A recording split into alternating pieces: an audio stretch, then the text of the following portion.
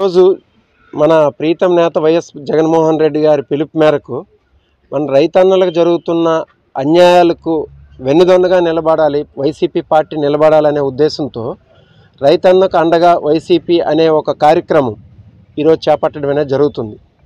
దీనిలో భాగంగా అన్ని జిల్లాలోని అన్ని నియోజకవర్గాల నుండి శ్రీకాకుళం కలెక్టరేట్ వద్దకు ర్యాలీగా వెళ్ళి కలెక్టర్ గారికి రిప్రజెంటేషన్ ఇచ్చి రైతులకు న్యాయం చేకూర్చాలని చెప్పేసి, ఎందుకనంటే ఆయన కూటమి ప్రభుత్వం ఒక హామీ ఇచ్చింది, రైతు భరోసా 20,000 రూపాయలు సంవత్సరానికి ఇస్తామని చెప్పేసి, దాన్ని నెరవేర్చలేదు.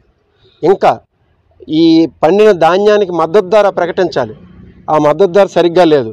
ఇప్పుడు ఏంటంటే ధాన్యం కొనుగోలులో తేమ శాతం ఎక్కువగా ఉందని చెప్పేసి రైతులకి సరైన గిట్టుబాటు ధర కల్పించకుండా అనేక మంది రైతులు ఏంటంటే ఈరోజు దళారుల చేతిలో పడి వాళ్ళకు అమ్ముకోవాల్సిన పరిస్థితి అనేది నెలకొని ఉందన్నమాట.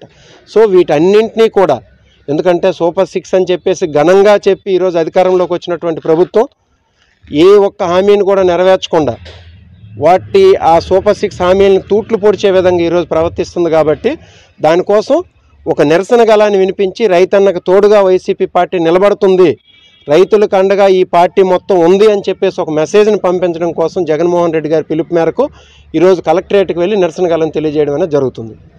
జై జగన్.